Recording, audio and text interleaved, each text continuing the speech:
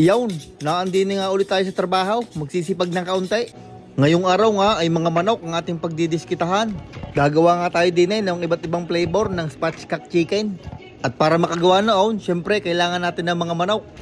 Ang isang buong manok ay bibiyakin ko lang ang bandang likod. At pag nabiyak nyo na, ibubukan nyo lang at gayaan ang spatchcock. Yung iba ay tinatanggal pa rin pinaka-backbone. Ay ari hindi na at may laman din naman iyaw. At pagka napadapa na natin ng mga manok, lalagyan na natin ng mantika. Sabay aking hihimasin para kumalat ang mantika. At tatanggalin din ang mga sobrang balat para magandang tingnan.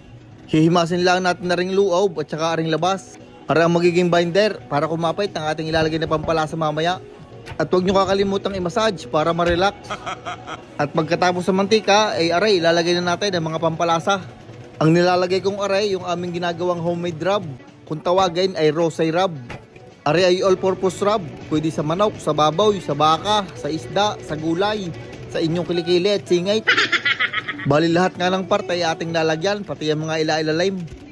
At aray na nga ang unang flavor, rosay rub spatchcock chicken. Masarap para sa smoker, sa grill o kaya sa oven. Huwag nyo lang susunugin. At pagkatapos nating pasarapin, ay isusupot na natin. Isa-isa nating i-vacuum seal bag ang mga aray. Sabay aking ihilamaw sa cutting board para talagang sumarap na. At dadalhin natin din sa machine para masil na ng tuluyan. Aray namang sunod na flavor na aking ginawa ay sweet Texas rub spatchcock chicken. House-made rub din na aming ginagawa din. Hindi ko na masyadong ipinakita at gayon lang din naman ang gagawin tulad kanina. Ivinavaksil nga namin ng mga aray para talagang mamarinate ng ayos at tumagal ang shelf life. Ang sunod naman natin gagawin ay teriyaki. 3 manok lang aray. Naglagay lang ako ng toyo, sesame oil, kaunting patak na ring pure honey, mga kalahating tasang suka, mga 742 pirasong pamintang durug-durog, at mga 393 na asin. Isang ulo ng bawang na chinap-chop. Gayon lang din karami ang luya tulad sa bawang. At ang pinakahulay ay aring chili flakes. Mga 85 kalahating piraso lang.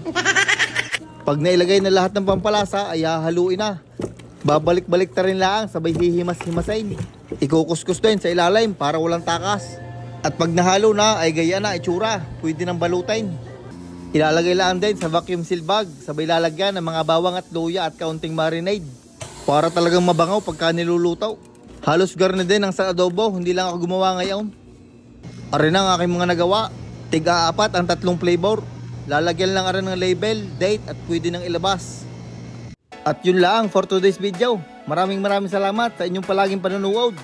Ay huwag nyo kakalimutan mag-like, share, comment and follow na rin sa mga hindi pa nagpa-follow. Salamat. Shoutout nga pala kay John Paul Castillo Leongson from Lipa City, Batangas. Kay Pipe Capili at kay William Ople. Happy birthday din ho sa inyo. Maraming salamat mga idol sa inyong suporta at mag-iingat kayo palagi.